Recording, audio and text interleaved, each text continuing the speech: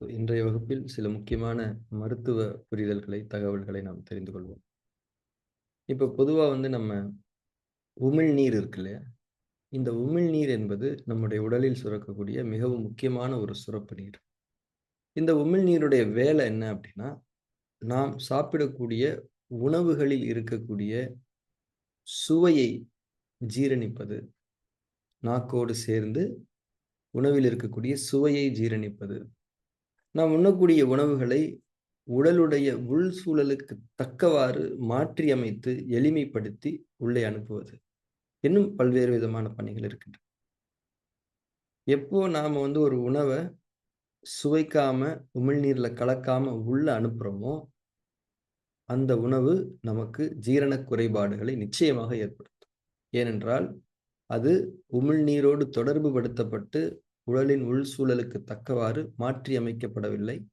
மேலும் சுவைகள் வாயிலேயே ஜீரணிக்கப்படாமல் நேரடியாக உள்ளே இறங்குகின்றது.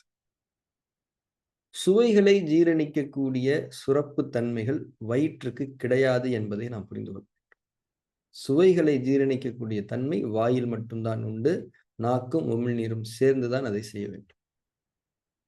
இப்போ ஜீரணிக்கப்படாத, அதாவது சுவைகள் வாயில ப்ராசஸ் பண்ணப்படாம வயித்துக்குள்ள போயிடுச்சு. அந்த சுவை என்ற அந்த செறிவு மிக்க, உயிரோட்ட மிக்க சக்தியை ஜீரணிக்கக்கூடிய தன்மை வயிற்றுக்கு கிடையாது.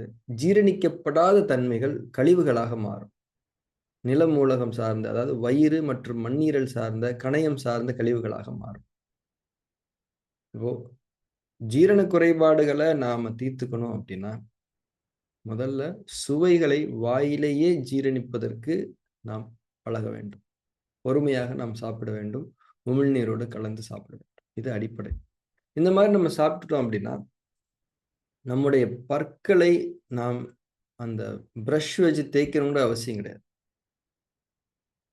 பல்லுல இந்த எனாமல்னு ஒண்ணு இருக்கும். டெய்லி பிரஷ் வச்சு தேய்க்கிறதுனால, அது ஒவ்வொரு நாளுமே ஸ்பாயில் ஆகிக்கிட்டே தான் இருக்கு. பல்ல தேய்க்கிறதுக்கு கை போதும். வேற எதுவுமே தேவையில்ல. சும்மா தான் பல் பொடியோ, இல்ல உப்போ வச்சு சும்மா தேய்ச்சா போதும். வயிறு சுத்தமா இருந்தது அப்படின்னா, ஈறுகள் சுத்தமா இருக்கும். ஏன்னா ஈறுகளும் வயிறும் தொடர்புடையது. சுவைகள் வாயிலேயே ஜீரணிக்கப்படாமல் வயிற்றுக்குள் இறங்குவதுதான் பல்வேறு விதமான ஜீரண குறைபாடுகளுக்கு காரணம். அதாவது மறைமுகமா என்ன சொல்ல வர்றோம்னா, நீங்க சுவைகள ஜீரணிக்காம உள்ள அனுப்புறது தான் பற்கள் சம்பந்தமான பிரச்சனைகளுக்கு, ஈறுகள் சம்பந்தமான பிரச்சனைகளுக்கு காரணம் என்பதை நாம் புரிந்து கொள்ள வேண்டும். பல்ல நீங்க பாதுகாக்கணும்னு நினைச்சீங்கன்னா, இந்த ஒரு விஷயத்த ஃபாலோ பண்ணிட்டு பிரஷ்ஷ தூக்கி போடுங்க. இது பற்களை பாதுகாக்க உதவக்கூடிய மிக முக்கியமான வழிமுறை. இப்ப இதெல்லாம் நம்ம சொன்னோம் அப்படின்னா, ரொம்ப பிற்போக்குத்தனமா இருக்கே அப்படின்னு பல பேர் நினைக்கலாம். இது சொந்த அனுபவங்களின் அடிப்படையில தான் சொல்லப்படுது. பிரஷ் யூஸ் பண்ணாத வரைக்கும் உங்க பல்லு சேஃப். அதேபோல இன்னொரு ஒரு விஷயம் சொல்லிக்கிறேங்க. சில நேரங்கள்ல நம்ம பல்லு இடுக்குலலாம் ஏதாவது ஒண்ணு சிக்கியிருக்கும். அத நம்ம கிளீன் பண்ணுவோம். அதையுமே கிளீன் பண்ண தேவையில்ல. ஒரு 10 நிமிஷம், 1/4 மணி நேரம் பொறுமையா இருந்தீங்கன்னா, உமிழ்நீர் அதுக்குன்னு சுரந்து, அந்த பல்லு இடுக்குகளுக்குள்ள போயி, அந்த சிக்கி இருக்கக்கூடிய உணவ மிருதுவாக்கி வெளியில தள்ளி விட்டுரும். நீங்க பல்ல குத்த குத்த பற்களுக்கு இடையில இருக்கக்கூடிய அந்த இடைவெளிய நீங்க அதிகப்படுத்துறீங்க. அடுத்தடுத்து உணவு துகள்கள் போய் சிக்குவதற்கும் அது ஒரு வாய்ப்பா அமையும். இந்த உமிழ்நீர் அப்படிங்கிறது நம்ம சும்மா சாதாரணமா ஒரு சிறப்பு நீர்ன்னு சொல்றோம். ஆனா ஒவ்வொரு சுவைக்கும், ஒவ்வொரு விதமான உணவுக்கும் ஒவ்வொரு விதமான உமிழ்நீர் தன்மை சுரக்கப்படுது. இப்ப நீங்க நான்வெஜ் சாப்பிடுறீங்களா? அதுக்கு ஒரு விதமான உமிழ்நீர் தன்மை. நீங்க காய்கறி சாப்பிடுறீங்களா? இதுக்கு. இந்த சுவை சாப்பிடுறீங்களா? அதுக்கான உமிழ்நீர் தன்மை. ஒவ்வொரு உணவுக்கு தகுந்தாற் போலும் உமிழ்நீர் தன்மை என்பது வாயில் சுரக்கப்படுகிறது. அத நாம பயன்படுத்தாம விட்டுரும்போது, அந்த ஒரு ஒரு பர்ப்பஸ்க்காக ரெடி ஆயிருக்கக்கூடிய ஒண்ணு பயன்படுத்தப்படலைன்னா கழிவா மாறும். அந்த கழிவு, வாயில இருக்கக்கூடிய அந்த உமிழ்நீர் கழிவு தான் ஈறுகள டேமேஜ் பண்ணுது. ஈறுகள டேமேஜ் பண்ணும்போது பற்கள் பாதிக்கப்படுகிறது. பல்ல பிடுங்குறத தவிர வேற வழி கிடையாது. பல்ல பிடுங்கிட்டீங்க அப்படின்னா, ஒரு உறுப்பையே, ஒரு ஒரு ஆர்கனையே நீங்க ரிமூவ் பண்ணிட்ட மாரி தான் அர்த்தம். ஸோ, அதனால சுவைகளை வாயிலேயே ஜீரணித்துவிட்டு, அந்த உணவு சக்கையை மட்டும் உள்ளே விழுங்குங்கள். இதுதான் ஜீரண குறைபாடுகளிலிருந்து பாதுகாத்துக் கொள்வதற்கு, வயிறு, மண்ணீரல், கணையம் உள்ளிட்ட உறுப்புகளை பாதுகாத்துக் கொள்வதற்கு, ஈறுகளை பாதுகாத்துக் கொள்வதற்கு, பற்களை பாதுகாத்துக் கொள்வதற்கான ஒரே ஒரு வழிமுறை. சில நேரங்கள்ல இந்த உமிழ்நீர் என்பது நம்ம எல்லா நேரமுமே எல்லாருமே பொறுமையா உமிழ்நீர் கலந்து சாப்பிடுறதில்ல. உள்ள முழுங்கிரும். அப்ப கூட அந்த உமிழ்நீர் என்ன பண்ணுதுன்னா, சரி, சரி விட்டுறக்கூடாதுன்னு சொல்லிட்டு கீழ வரைக்கும் போகுது. உமிழ்நீர் வந்து கீழ இறங்குது. இறங்கி அது கீழ இறங்கும்போது வேற தன்மைக்கு மாறுது. இருந்தாலும் கீழ இறங்கி வயிற்றுடைய ஒரு எல்லை வரைக்கும் அத சுத்தம் பண்ணுது.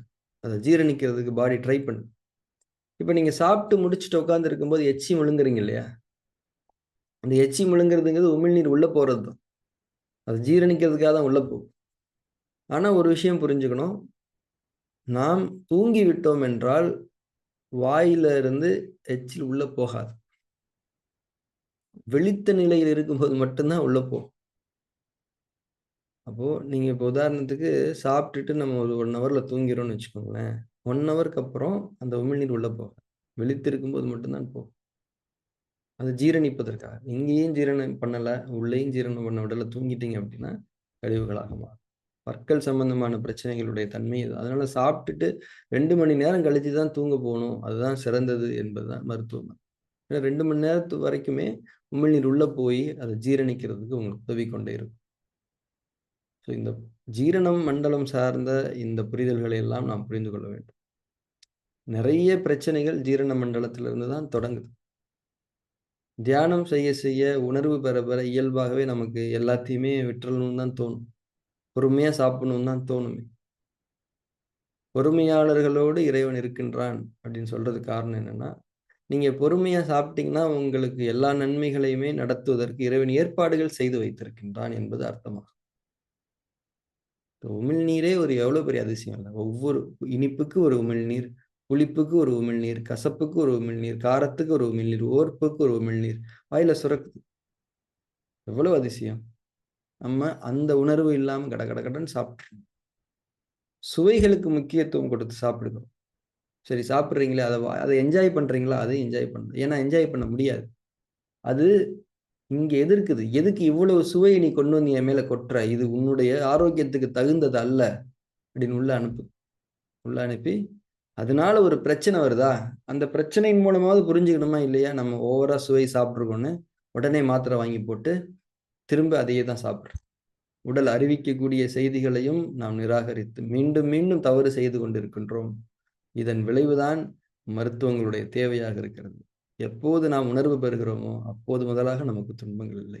உணர்வு என்பது இறைவன் நம்மை எப்படி வாழ விரும்பி அமைத்திருக்கின்றானோ, அதன்படி வாழ்வது. அதை உணர்ந்து கொள். அதனால நான் என்ன சொல்றேன்னா, பல்ல பாதுகாத்துக்கணுமா? எத்தன வயசானாலும் பரவால்ல. பல்லு பத்திரமா இருக்கணுமா? பிரஷ்ஷ தூக்கி எறிங்க முதல்ல. சாதாரணமா ஒரு கல் உப்ப கிரைண்ட் பண்ணி சால்ட்டே வச்சுக்கோங்க. அழகா ஈறுகளுக்கு அழுத்தம் குடுத்து பற்கள பொறுமையா தேய்ச்சு விடுங்க. இந்த பல்லுக்கு பிரஷ் ஆகாதுன்றத மட்டும் புரிஞ்சுக்கணும். கை போதும்.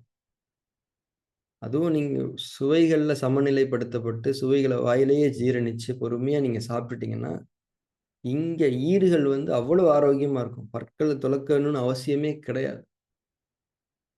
இது நம்பர் 1. 2வது சாப்பிட்டுட்டு 2 மணி நேரம் கழிச்சு தூங்கணும். அந்த உமிழ்நீர் நல்லா உள்ளே இறங்கி ஜீரணம் நல்லா அமையட்டும். ஜீரணம் என்ற ஒரு செயலை மட்டும் சிறப்புற நீங்கள் அமைத்துக் கொடுத்து விட்டீர்கள் என்றால், உடலில் நோய்கள் இல்லை. ஜீரண மண்டலத்திலிருந்து உடலுடைய இயக்க பணிகளுக்கு தேவையான அத்தனை ஊட்டச்சத்துக்களும், உயிர் சத்துக்களும் கிடைக்கின்றன. அவைகளை நீங்கள் நிறைவுபடுத்திக் கொடுத்து விட்டால், உடல் அந்த சக்திகளை வைத்து தன்னுடைய அனைத்து கழிவு நீக்க பணிகளையும் செய்துவிடும். நீங்க பொறுமையா சாப்பிட்டீங்கன்னா, கழிவுகள் உருவாவதே கம்மியாயிடுமே! கழிவுகளே கம்மியா தானே உருவாகும். கழிவுகளே இல்லாத ஒரு தன்மை வந்து உடம்புல இருக்கும். இயல்பான கழிவுகள் மட்டும் சுகமான தன்மையில வெளிய போயிடும். தேக்கம் என்பதே அங்க இடமே கிடையாது. பேச்சுக்கே இடம் கிடையாது. அனைத்துக்கும் அடிப்படையாக இருப்பது என்ன அப்டின்னா, பொறுமை, புரிதல், உணர்வோடு செயல்படுதல்.